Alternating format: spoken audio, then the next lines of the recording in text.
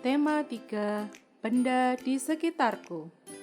Subtema 4, keajaiban perubahan wujud di sekitarku. Pembelajaran 5. Pernahkah kamu memperhatikan terjadinya hujan? Hujan terjadi karena adanya perubahan wujud. Sebagian permukaan bumi berisi air. Ada sungai, danau, kolam, dan lautan yang terisi air. Air di permukaan bumi menguap terkena panas matahari. Uap air akan berubah menjadi awan. Awan akan mengembun menjadi titik-titik air. Kemudian, titik-titik air jatuh ke bumi. Itulah yang dikenal sebagai hujan. Perubahan wujud yang terjadi di sekitarmu merupakan perubahan alami. Perubahan yang terjadi di alam inilah yang patut disyukuri. Proses terjadinya hujan melalui beberapa tahap perubahan wujud. Penguapan terjadi pada saat air di permukaan bumi menguap karena terkena panas matahari. Uap air akan berubah menjadi awan. Setelah itu terjadi proses pengembunan, di mana uap air berubah menjadi titik-titik air yang disebut pengembunan. Perhatikan gambar berikut. Proses terjadinya hujan. Air di permukaan bumi menguap karena terkena panas matahari. Uap air akan berubah menjadi awan. Setelah itu terjadi proses pengembunan di mana uap air berubah menjadi titik-titik air. Butiran-butiran air jatuh ke permukaan bumi. Air hujan yang jatuh ke bumi akan berkumpul dan kembali menguap. Siti hendak pergi ke rumah teman untuk mengerjakan tugas. Saat itu hujan turun dengan derasnya. Siti menunggu hingga hujan reda. Hujan turun sejak pukul 07.15 pagi dan berhenti pukul 09.10. Berapa lama hujan turun? Lama hujan turun. Hujan turun pukul 07.15. Hujan berhenti pukul 09.10. Lama hujan turun dari 07.15 ke 8 sama dengan 45 menit. Dari jam 8 sampai jam 9, 1 jam. Dari jam 9 sampai jam 9.10, 10 menit. 45 menit ditambah 1 jam ditambah 10 menit sama dengan 1 jam 55 menit. Jadi, hujan turun selama 1 jam 55 menit. Udin pergi ke sekolah diantar ayah. Udin berangkat pukul 06.25. Perjalanan dari rumah ke sekolah membutuhkan waktu 30 menit. Pukul berapa Udin sampai di sekolah? 30 menit setelah pukul 06.25 adalah 06.55. Udin sampai di sekolah pukul 06.55. 4 jam sebelum pukul 06.20 adalah pukul 06.20 dikurang 04.00 sama dengan pukul 02.20.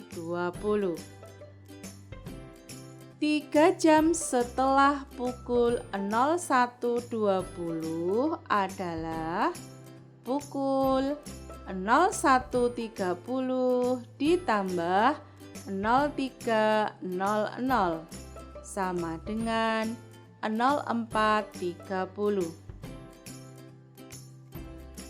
50 menit setelah pukul 10.40 adalah pukul 10.40 ditambah 00.50 sama dengan 10.90 sama dengan 11.30. Amati selama 3 hari. Ayo kita hitung lama waktu hujan setiap harinya. Hari pertama, awal hujan turun pukul 05.30. Hujan berhenti pukul 06.45. Lama hujan turun adalah 05.30 sampai 06.00 sama dengan 30 menit waktunya. 06 sampai 06.45 45 menit waktunya. 30 menit ditambah 45 menit sama dengan 75 menit. Jadi 1 jam lebih 15 menit. Hari kedua, awal hujan turun pukul 08.15. Hujan berhenti pukul 09.55. Lama hujan turun adalah 08.15 ke 09.00 sama dengan 45 menit waktunya. 09.00 ke 09.55 sama dengan 55 menit waktunya. 45 menit ditambah 55 menit sama dengan 95 menit. Jadi 1 jam lebih 35 menit. Hari ketiga, awal hujan turun pukul 12.16. Hujan berhenti pukul 14.25. Lama hujan turun adalah 12.16 ke 13.00 sama dengan 44 menit. Dari jam 13.00 ke 14.00 sama dengan 1 jam. 14.00 ke 14.25 sama dengan 25 menit. 44 menit ditambah 1 jam ditambah 25 menit sama dengan 1 jam 69 menit. Jadi 2 jam 9 menit. Hari keempat, awal hujan turun pukul 16.00. Hujan berhenti pukul 18.25. Lama hujan turun adalah 16.00 ke 18.00 sama dengan 2 jam. 18.00 ke 1825 sama dengan 25 menit.